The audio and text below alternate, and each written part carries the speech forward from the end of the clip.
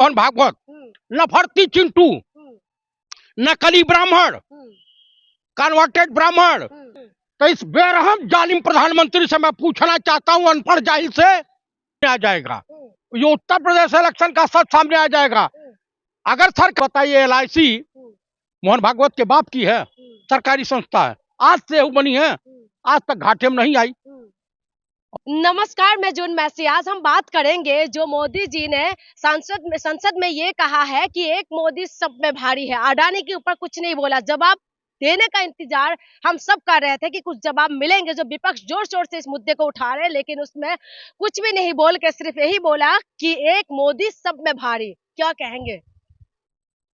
दुष्यंत कुमार ने किसी जमाने में लिखा था, ऐसे ही लोगों के लिए लिखा था, इन पे ही वो कहावत फिट बैठती है, तू झूठ बोलता है जमहूरियत की तरह। जिस देश का प्राइम मिनिस्टर राजा बाबू अपने दो मित्रों को बचाने के लिए हिंदुस्तान की साख आन बान शान को मिट्टी में मिलाने पर लगा हुआ है, जिस व्यक्ति के ऊपर डॉक्यूमेंट्री बनी, BBC ने बनाया गोधरा कांड को, उसको नकार देता है। जो व्यक्ति के अपने घर गुजरात या कहीं का, जो व्यक्ति हिंदुस्तान की नाक कटवाने अमेरिका प्रचार मंत्री बन के गया था, प्रचार मंत्री, फिर से गौर कीजिएगा, प्रचार मंत्री, उस देश से आशा क्या की जा सकती है? मोरबी कांड होता है, सज धज के साहब राजा बाबू अपना जाते हैं। लेकिन राजा मैं आपको बोल रहा हूँ, चुनाव आयोग को उल्टा लटका दीजिए। अभी सुप्रीम कोर्ट का एक जज और रिटायर्ड जज ने कहा है कि मोदी सरकार और RSS सुप्रीम कोर्ट पे कब्जा चाहती है, सेम चाइना की तरफ से। अगर अडानी का के खिलाफ जांच हुई तो जो चाइना कनेक्शन है इनका, और बांग्लादेश कनेक्शन है, और पाकिस्तान कनेक्शन है, खोल करके सामने आ जाएगा। पंडित राहुल गांधी के एक भी सवाल का जवाब राजा बाबू ने नहीं दिया पार्लियामेंट में। लोकसभा में कुछ कहते हैं और राज्यसभा में कुछ कहते हैं। अपने कामों का तो काम तो गिनवा रहे हैं। काम में क्या किया है जो गिनवा देंगे? जनता का विश्वास ही नहीं है विपक्ष। मैं आपको कह रहा हूँ, कहा ना, चुनाव आयोग को उल्टा लटका दीजिए। अभी पूरा जो है ना, गुजरात इलेक्शन का सच सामने आ जाएगा, ये उत्तर प्रदेश इलेक्शन का सच सामने आ जाएगा। अगर सरकार बनी तो जो चीफ इलेक्शन कमिश्नर है ये जेल जाएगा, और इसकी वह पूरी प्रॉपर्टी सीज की जाएगी कि तुमने अपने पद के साथ और देश के लोकतंत्र के साथ गद्दारी की है। लेकिन हिमाचल में क्या होगा फिर? हिमाचल में तो कांग्रेस जीत गए, मैं ये जीत जाते। अरे आप सुन लीजिए, अगर पूरे देश के तमाम राज्यों को ये अपने कब्जे में कर लेंगे तो लोगों का पूरी विदेश, जो विदेश नीति है, इनके मुंह पे थूक देगी। कह रहे भाई तुमने चुनाव आयोग, आखिर सुप्रीम कोर्ट से एक ही ईमानदार जज आया है, इनकी नानी हेट हो गई है, एक ही DY चंद्रचूड़। आप बता दीजिए, पुलवामा का सच बताएंगे नहीं, पठानकोट पे हमले होते हैं तो ISI वालों को जांच देते हैं, क्या देश की इंटेलिजेंस एजेंसियां मर गई थी? अडानी मुद्दे पर अब क्यों नहीं आ रहा है? जो कहते हैं प्रूफ दिखाइए, कोर्ट जाइए। तो इस बेरहम जालिम प्रधानमंत्री से मैं पूछना चाहता हूं, अनपढ़ जाहिल से, कि जो तुमने कहा था कि विदेशों में काला धन है इस देश के नेताओं का, 15-15 लाख उसको लाऊंगा, मिल जाएगा। तुम्हारे पास कौन से कागजात थे? आप बताओ।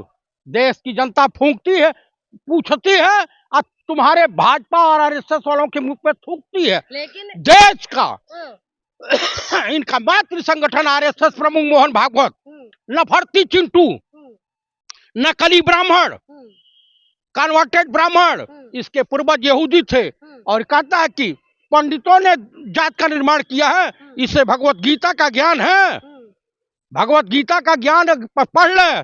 देखिए, RSS और भाजपा कुपढ़ों, अनपढ़ों, जाहिलों और नफरती चिंटुओं का और क्रिमिनलों का एक गिरोह है। कह रहे जितना भी कीचड़ उछालेंगे लेकिन कमल इतना ही खिलेगा। कमल कीचड़ में ही खिलता है। दुर्भाग्य है इस देश का कि कमल इन बेचारियों का चुनाव निशान है। होना ही नहीं चाहिए। कमल किसके नाभि से निकला है? विष्णु भगवान के नाभि से निकला है और उस पे ब्रह्मा का वास होता है। ये तो ना राम के हैं, ना कृष्ण के हैं, ना बुद्ध के हैं, ना हिंदुओं के हैं हितैषी, ना मुसलमानों के हितैषी हैं। सबसे ज्यादा ब्राह्मणों की हत्या इसी भाजपा सरकार में हुई है। चाहे वो कमलेश तिवारी उत्तर प्रदेश में योगी सरकार में मारे गए हो। आप बताइए क्या काहे खुल नहीं रहा है ब्रजभूषण शरण सिंह की किताब, जो पहलवानों ने कहा यौन शोषण का आरोप लगाया था ना, काहे नहीं जांच पड़ताल होती है? आप बताइए क्यों नहीं होती है? तो उनकी जांच होगी तो कई भाजपा नेताओं की पोल पट्टी खुल जाएगी, कहां से माल आता है। तो ये भाजपा के बीच में जितना भी है सब ईमानदार है। भाजपा खुद हाँ नहीं, एकदम इतना ईमानदार। चिन्मयानंद ईमानदार हैं। आसाराम के शिष्य देश के प्रधानमंत्री हैं, वो भी ईमानदार हैं। आसाराम भी ईमानदार हैं। आखिर आजीवन कारावास से आसाराम को क्यों हुआ? भाई उन्हीं के गुरु है ना। हाँ, गुरु चेले कई साथ थे ना गुजरात में। पूछिए कि 4 क्लास पास पाकिस्तान से आया हुआ आसाराम, 4 क्लास, 5वीं भी नहीं। और जो आदमी ठगी का बेताज बादशाह हो और घटिया ही में नहीं बलात्कार में गया है जेल। बच्चों का तमाम आरोप लगा। मैं ये नहीं, कोर्ट ने आजीवन कारावास दिया, मैंने नहीं दिया है ना। तड़ीपार कांग्रेस में तो कोई नहीं है।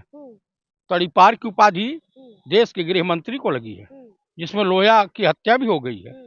तमाम पांड्या की भी हत्या हुई है। गुजरात दंगे का दोषी राहुल गांधी नहीं है।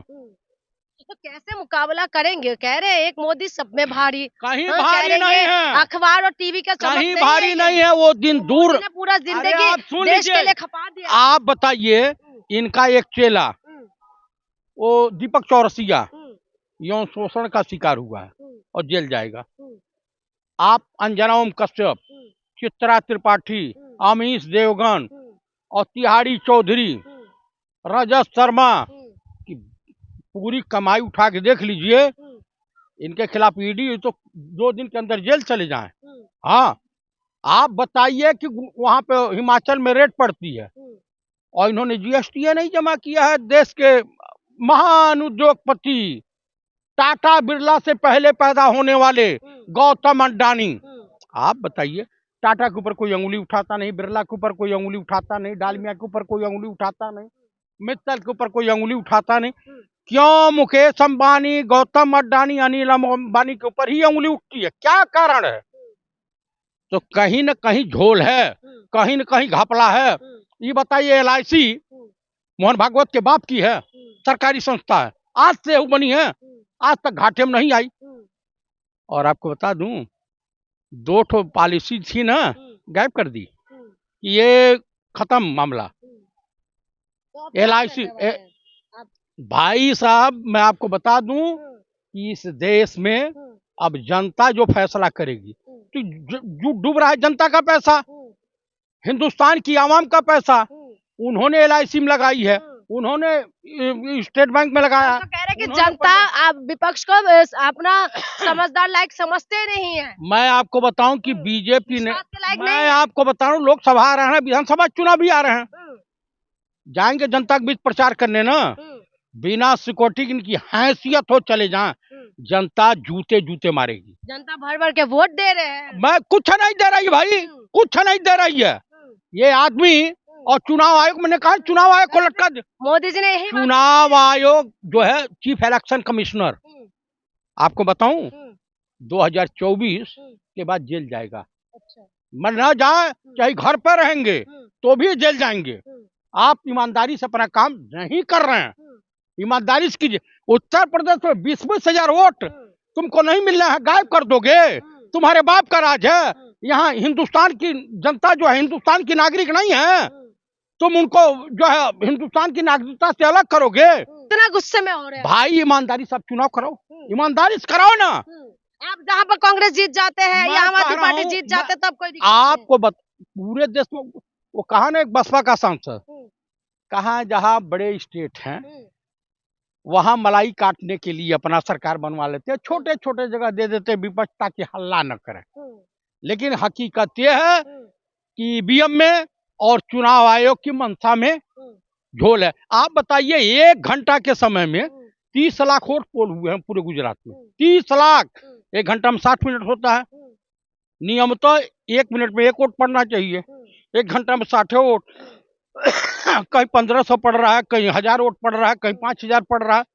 चुनाव आयोग से पूछिए कि कैसे पड़ा। आप लोग ये बातें कह रहे हैं अडानी मैं अडानी। आपको जो पूछ रहा हूँ ये है, ये गुजरात चुनाव की हकीकत है। उत्तर प्रदेश चुनाव की हकीकत ये है कि कई जगह इन्होंने जानते क्या किया, सर्टिफिकेट नहीं दिए। कोई 10,000 से आगे है, भाजपा वाले को सर्टिफिकेट दे दिए हैं। पूछिए, तो ये सीधे सीधे बेईमानी है। और उन अफसरों को चिन्हित किया जा रहा है कि जो अफसर इस तरह से सरकार की चाटुकारिता, मलाईदार पोस्टिंग पाने के लिए इस तरह से घिनौनी हरकत कर रहे हैं, वो जेल जाएंगे। चलिए आप बताइए, सुना है आपने कल तो यही बातें संसद में हो रहे थे ना कि एक मोदी सब में भारी, लेकिन इन्होंने जवाब दिया है। लेकिन आप ये बताइए कि क्या कुछ है, भारी पड़ेंगे 2024 में? नहीं, देखिए हमारे यहाँ एक कहावत है, चोर हो तो गलगर। चोरी कर लिया, अब मतलब गाल बजाते रहे, हमने किया ही नहीं है, ये झूठ है, ये सब है, तो वो कभी चोर नहीं बनेगा। जो सरकार ले जे हम चोर हैं, तब तो ये कैसा बात है। ये तो कह रहे हैं कि जी हम तो किए ही नहीं हैं, गाल बजाते रहते हैं। हाँ, अपना तो बहस कितना भी विपक्ष बोलते रहे, उन्होंने तो एक शब्द भी नहीं बोले हैं। किसने? विपक्ष कितना भी चिल्ला, कोई नाम लेता है, पत्नियां अपने पति का नाम लेते हैं सनातन धर्म में, ऐसा तो नहीं होता। मालिक, अरे भाई आप मालिक की का गुणगान नहीं करेंगे, मालिक का नाम नहीं लेंगे, क्योंकि मालिक फंस गया है। आप बताइए कि बड़ा ईमानदारी से काम हो रहा है। आखिर शेयर मार्केट एक बैग धराशायी होना क्यों? आज तीसरे पोजीशन से आज 31वें पोजीशन पर पहुंच गया। कैसे पहुंच गया? पैसा जो लगा है LIC का लगा है, पंजाब नेशनल बैंक का लगा है, स्टेट बैंक का लगा है और तमाम बैंकों का लगा है। तो आप बताइए कैसे, वो पैसा किसका है? हिंदुस्तान के तमाम नागरिकों का है। तो उसकी भरपाई कैसे होगी? क्या RSS, देखिए गौतम अडानी या मुकेश अंबानी या अनिल अंबानी RSS और भाजपा को चलाते हैं, इनको फंडिंग करते हैं। इसलिए जब मुंह खाता है तो आंख शर्माती है। और इसलिए नरेंद्र दामोदर दास मोदी, देश के माननीय प्रधानमंत्री, राहुल गांधी के सामने बौने साबित हुए हैं।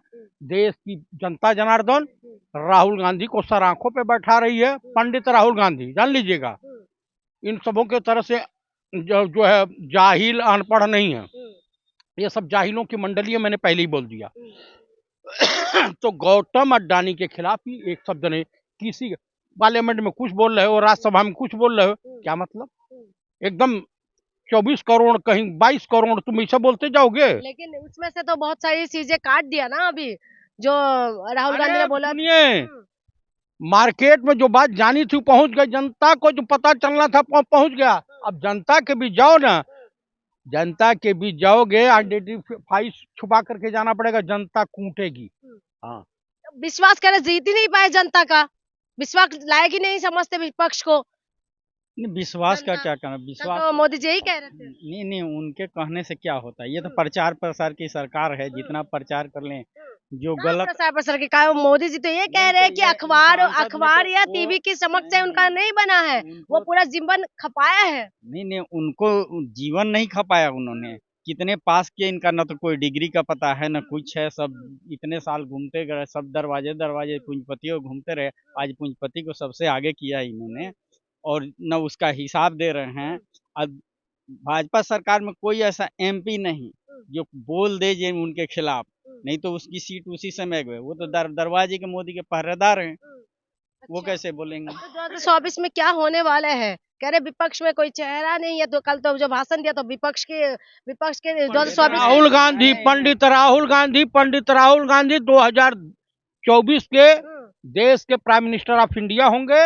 अब मोदी जी जाएंगे जेल। अच्छा, हाँ, जान कह लीजिए। रहे हैं मोदी जी ही आएंगे। मैं आपको बोल रहा हूँ, वोट कौन देगा? तो ग्लोबल बेरोजगार इन्वेस्टर का भी लखनऊ में नहीं, वो कर रहे हैं। बेरोजगारों की कोई बिरादरी होती है? नहीं। महिलाओं की कोई बिरादरी नहीं होती है। आप बताइए, व्यापारी त्रस्त है, बेरोजगार नौजवान त्रस्त है, इस देश की महिलाएं त्रस्त हैं, इस देश में घोटाले पे घोटाले हो रहे हैं, जनता कंगाल होती जा रही है। ये खैरात बांटने वाली सरकार है क्या?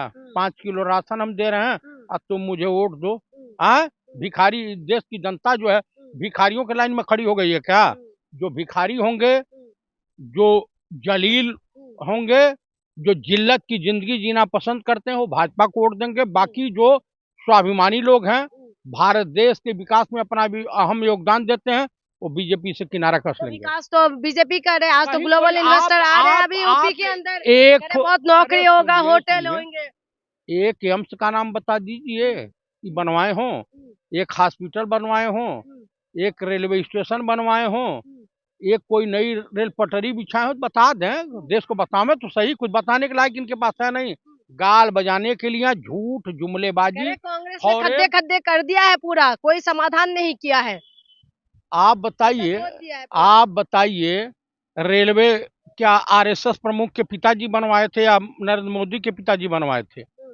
आप बताइए कि ये जो बीएसएनएल है या तमाम देश की संस्थाएं जो बेच रहे हैं, आरएसएस वालों ने बनाया था, मोहन भागवत बनवाए थे या नरेंद्र दामोदर दास मोदी बनवाए थे? ये लाल किला इनकी देन है। अब इस देश के जो पंडित गुनहगार हो गए, इस देश का मुसलमान गुनहगार है, इस देश का ओबीसी गुनहगार है, इस देश का दलित गुनहगार है। मोहन भागवत राजा हरिश्चंद्र की छठी औलाद हैं। अरे, इस देश के ब्राह्मणों को चुल्लू भर पानी में डूब के मर जाना चाहिए, जो बीजेपी को पसंद करते हैं।